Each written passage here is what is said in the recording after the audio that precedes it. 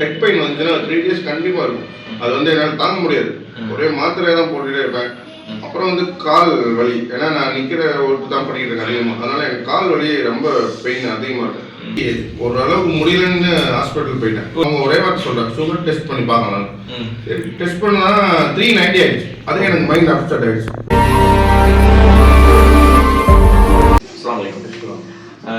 சொல்லுங்க போய் உங்களை பத்தி சொல்லுங்க. என் பேர் சையது. என் ஏஜ் வந்து 35 ஆகுது. ஓகே. நான் சென்னையிலேருந்து வரேன். ஓகே. இப்போ இந்த ப்ரோக்ராம் ஸ்டார்ட் பண்ணுறதுக்கு முன்னாடி உங்களுடைய ஹெல்த் கண்டிஷன் வந்து எப்படி இருந்தது? இந்த ப்ரோக்ராம் ஸ்டார்ட் பண்ண முன்னாடி கோல்டே வந்து எனக்கு டயர்ட்னஸ் இருக்கும். ப்ளஸ் வந்து எனக்கு ஹெட் பெயின் வந்துச்சுன்னா 3 days கண்டிப்பாக இருக்கும். அது வந்து என்னால் தாங்க முடியாது. ஒரே மாத்திரையை தான் போட்டுட்டே இருப்பேன். அப்புறம் வந்து கால் வலி, ஏன்னா நான் நிக்கிற ஒர்க் தான் பண்ணிட்டு இருக்கேன் அதிகமாக, அதனால எனக்கு கால் வலி ரொம்ப பெயின் அதிகமாக இருக்கும். வீட்டிலலாம் இது பண்ணுவாங்க, ஆனால் தாங்க முடியாது. சரி, ஒரு அளவுக்கு முடியலன்னு ஹாஸ்பிட்டல் போயிட்டேன். ஒரு நிமிஷம் இருங்க. இப்போ தலைவலின்னு சொன்னீங்கல்ல, அந்த தலைவலி வந்து 3 நாள் வந்து கண்டினியூ ஆகும். கண்டினியூ 3 நாள் இருக்கும். அப்புறம் நான் ஆவி பிடிக்கணும், மாத்திரை பண்ணணும். அது வந்து ஒரே மைண்ட் அப்செட்டாக இருக்கும். வேலைக்கு போக முடியாது. இந்த மாதிரி ஹோல்டே ப்ராப்ளமாக தான் இருக்கும். இது எத்தனை நாள் உங்களுக்கு இந்த பிரச்சனை இருந்தது? கிட்டத்தட்ட 1.5 year 2 years மேலே இருக்கும். 2 years இருந்தது. Okay okay. அந்த மாதிரி தான். அப்புறம் கால் வலின்னு சொன்னீங்க, அது எப்படி உங்களுக்கு? 1 மணி நேரம் நின்னா கால் வலிக்குமா எப்படி உங்களுக்கு?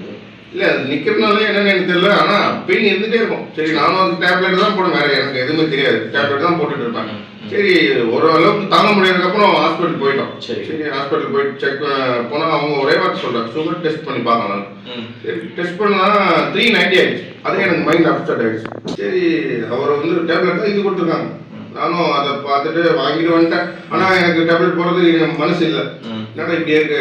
இப்போ உங்களுக்கு பிஃபோர் லைஃப் சுகர் கிடையாது, தெரியாது உங்களுக்கு அதை பற்றி. இப்போ கால் வலி டாக்டர் போனீங்க, இப்போ சுகர்னு சொன்ன உடனே உங்களுடைய மனநிலை எப்படி இருந்தது? அதுதான் அது ஒன்றும் ஸ்ட்ரெச் ஆகி எனக்கு வந்து தலைவலி வந்துச்சு. அது என்ன பண்றது, அதுதான் எனக்கு இது வரைக்கும் என்னன்னு தெரியாத ஒரு நோய் எனக்கு வந்திருக்கும் போது நான் எப்படி அதை ஏற்றுக்க முடியாது. சரி, வீட்லயும் அதே மாதிரி தான். மறுபடியும் எனக்கு சாப்பாடு கண்ட்ரோல் பண்ணணும்னு தெரியாது, என்ன பண்றதுன்னு எனக்கு தெரியல. மறுபடியும் அதே தான், ரைஸ் இருந்து எல்லாமே சாப்பிட்டுட்டு. இப்போ இந்த ப்ராசஸ்ல வெயிட் நீங்க எவ்வளவு இருக்கீங்க? அது வெயிட் வந்து 93 இருந்தேன். 93 போயிட்டீங்க.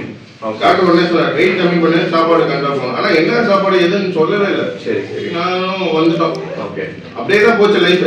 இது என்னடா இப்படி இருக்கு அப்படின்னு சொல்லிட்டு வேற வழி இல்லை. அப்படியே போயிட்டு வந்து மாத்திரை போட, காலையில் ஒரு 2-3 மாத்திரை, நைட்டு ஒரு 2-3 மாத்திரை, என்ன சாப்பிடணும் சாப்பிட்டுட்டு போயிட்டு இருந்துச்சு. இப்போ இந்த சுச்சுவேஷன் வந்து பார்த்தீங்கன்னா நான் உங்களை பார்த்தேன். கரெக்டா? உங்களை பார்த்ததுக்கு அப்புறம் வந்து நான் கேட்ட கேள்வி என்ன அப்படின்னா, நீங்க ஆரோக்கியமா இருக்கணுமா, ஃபிட்டா இருக்கணுமா நான் கேட்டேன். அப்ப நீங்க முடிவு எடுத்துட்டீங்களா, இல்ல வந்து பார்த்தீங்கன்னா ட்ரை பண்ணி பார்க்கலாம்னு சொல்லி வந்தீங்களா? நீங்க சொன்ன வார்த்தை என்னன்னா, அந்த ஃபிட்டா இருக்கணும், ஆரோக்கியமா இருக்கணும், என் மனசுல தோணுதே இருந்துச்சு என்ன பண்றதுன்னு. அதுக்கு கரெக்டா நீங்க வந்தீங்க கேட்கும் போது. அப்ப நான் வந்து சரி ட்ரை தான் பண்ணி பார்ப்போமே, நம்ம போய் ஃபாலோ பண்ண தேவை, போய் என்னன்னு கேட்கலான்னு தான் உள்ள வந்தேன். நீங்க அப்புறம் என்னை செக் பண்ணுது, ஃபேட் எல்லாமே பார்த்தோன்னே, அப்ப எனக்கு என்ன இது வரைக்கும் ஃபேட்னா என்னன்னு எனக்கு தெரியாது, செக் பண்ணுது. அப்ப நீங்க சொன்னாங்க ஓகே ட்ரை பண்ணலான்னு. சரி, 10 days டைம் கொடுத்தீங்க, அதுல என்ன மாறுது அதை நான் ட்ரை பண்ணலான்னு 10 days ட்ரை பண்ணேன். ஓகே, இப்போ அந்த 10 daysல உங்களுடைய ஸ்டார்டிங்ல சொன்னீங்க டயர்டா இருக்கும், தலைவலிக்குன்னு சொன்னீங்கல்ல, இதுல என்ன சேஞ்சஸ் வந்து ஆச்சா? 10 days நீங்க அந்த சொன்ன ப்ரோக்ராம் நான் 2 days ஃபாலோ பண்ணேன். அதுல எனக்கு மைண்ட் எல்லாமே மாறிச்சு. என்னோட ஃபுட் ஹேபிட் எல்லாமே கொஞ்சம் கொஞ்சமா சேஞ்ச் பண்ணிக்கிட்டே இருந்தீங்க. அதுல எப்படி மேக்ஸிமம் எனக்கு அந்த ஃபீல் தெரிஞ்சோடனே நான் உங்களை பிடிச்சிக்கிட்ட விடல, ஃபாலோ பண்ணிட்டே இருந்தேன். அப்புறம் கண்டினியூ ஒரு 10 days உங்கள்கிட்ட கண்டினியூ ஆகிட்டேன். அப்புறம் வெயிட் தலைவலிலாம் எனக்கு சொல்லுங்க. எனக்கு தலைவலி இப்படி இருக்கு, தலைவலி இப்போ இருக்கா? இப்படி அந்த தலைவலி இப்போ இல்லை. அதுதான் எனக்கு மைண்ட் மாறும்போது நான் உங்க பின்னாடி தான் நிக்கிறேன். ஓகே, உங்களை தான் ஃபாலோ பண்றேன். ஏன்னா நீங்க என்ன கைட் பண்ணிட்டே இருக்கீங்க, நான் அப்படியே ஃபாலோ பண்ணிட்டே வந்துட்டே இருக்கேன். இப்ப வந்து சரி வீட்லயும் கேட்டாங்க, பரவாயில்ல எங்க உங்க உடம்புல கம்மி ஆகிட்டே இருக்கு. அந்த கால் வலி அதை பத்தி சொல்லுங்க. கால் வலி இப்ப இல்ல. இப்ப நான் ரொம்ப நேரம் நிக்கிறது தான் என்னோட வேலை. இப்ப அதை விட அதிகமா தான் நின்றுட்டு இருக்கேன். ஓகே, எனக்கு அந்த பெயின் தெரியல. மெயின் எனக்கு வந்து தலைவலி இல்லை. அதுக்கே வந்து பெரிய நன்றி தான்.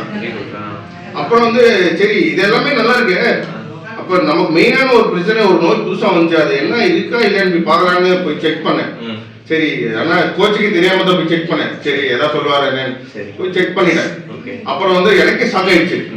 சரி இதை வந்து அவர்கிட்ட எப்படியாவது சொல்லி ஆகணும், நான் போய் சொல்லி ஆகணும்னு அவருக்கே தெரியாது. சரி ஒரு நாள் காலையில சென்டர் போனேன். இந்த மாதிரி முன்னாடி எடுத்த ரிப்போர்ட் எல்லாம் எடுத்துட்டு போய் அவர்கிட்ட காமிச்சேன். இந்த மாதிரி எனக்கு ஃபர்ஸ்ட் நான் உங்ககிட்ட சொல்லியிருப்பேன் ஸ்டார்டிங்ல 390 சுகர். இப்ப செக் பண்ணும்போது ஆஃப்டர் ஃபுட்டு சாப்பிட்டதுக்கு அப்புறம் 111. Wow super fantastic. Before food 88. Okay. அந்த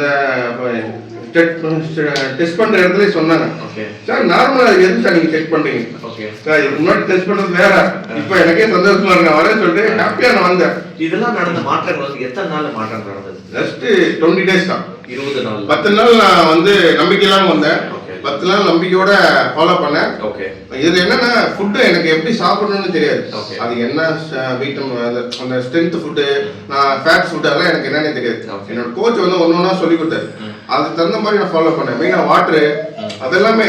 தண்ணியே எதுக்குடா குடிக்கணும்னு தெரியல, இப்பதான் எதுக்கு குடிக்கணும்னு தெரியும். சோ இப்போ ராங் ஈட்டிங் ஹேபிட்ல இருந்து ரைட் ஈட்டிங் ஹேபிட்க்கு சேஞ்ச் ஆனதால உங்களுக்கு வந்து டயர்ட்னஸ் வந்து இப்போ இல்ல, அப்புறம் தலைவலி வந்து பார்த்தீங்கன்னா இல்ல, 1.5 வருஷமா இருந்த தலைவலி கஷ்டப்படுறீங்க இல்ல, இல்ல கால் இழுக்கிற பிரச்சனை இல்ல. அது மட்டும் இல்லாம சுகர் லெவல்ல வந்து பார்த்தீங்கன்னா நல்ல சேஞ்ச் ஆகி இப்போ நார்மல் ஆயிடுச்சு. Very good. அது மட்டும் இல்லாம வெயிட் வந்து 93 கிலோ சொன்னீங்கல்ல, இப்போ எவ்வளவு இருக்கீங்க வெயிட்? இப்போ நான் 89.3. வாவ், அதுல 4 கிலோ வெயிட் லாஸ் 20 நாள். எப்படி ஃபீல் பண்றீங்க? ஹாப்பி தான். ஓகே.